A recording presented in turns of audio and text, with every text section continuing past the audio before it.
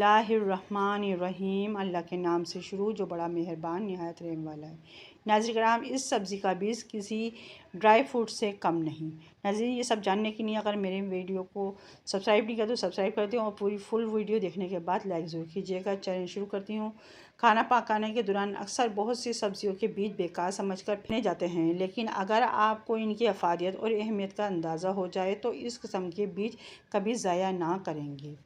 बहुत सी सब्ज़ियाँ ऐसी हैं जिनके बीज ग़िज़ायत से भरपूर होते हैं। इनमें एक सब्ज़ी ऐसी भी है जिसके बीज बहुत जायकादार होते हैं, क्योंकि ये बीज भी किसी ड्राई फ्रूट से कम नहीं हैं। माहिरीन के मुताबिक अगर इस सब्ज़ी के बीजों को फ़वाइद से वाकिफ़ हो जाएंगे तो काजू और बादाम को भूल जाएंगे। नाज़रीन किराम, जी हाँ, जिसकी बात की जा रही है वो है कद्दू की सब्ज़ी है, क्योंकि इसके बीज मल्टी विटामिन्स और ग़िज़ायत से भरपूर होते हैं। ये सेहत के लिए इंतहाई ग़िज़ायत से भरपूर हैं और ये किसी भी खुश मेवे से अलग नहीं। भारतीय डॉक्टर अनकत नामीदेव ने बताया कि कद्दू के बीज सेहत के लिए बहुत फ़ायदेमंद है। इसके इस्तेमाल से लोगों की सेहत पर भी مثبت असर देखने में आ रहा है। इनका कहना है कि अगर हम सिर्फ कद्दू के बीजों की बात करें तो कद्दू के बीजों में बहुत सी ग़िज़ाई अज्जा आयरन, जिंक, मैग्नीशियम, फास्फेट कुदरती तौर पर बड़े मिकदार में पाए जाते हैं।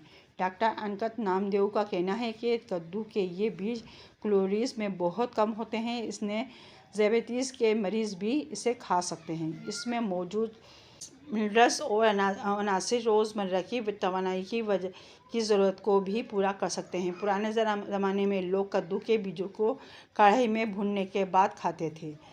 उन्होंने बताया कि कद्दू के बीजों को रोज़ाना की बुनियाद पर खुश मेवे के तौर पर रोज़ाना 10 ग्राम तक आसानी से खाया जा सकता है।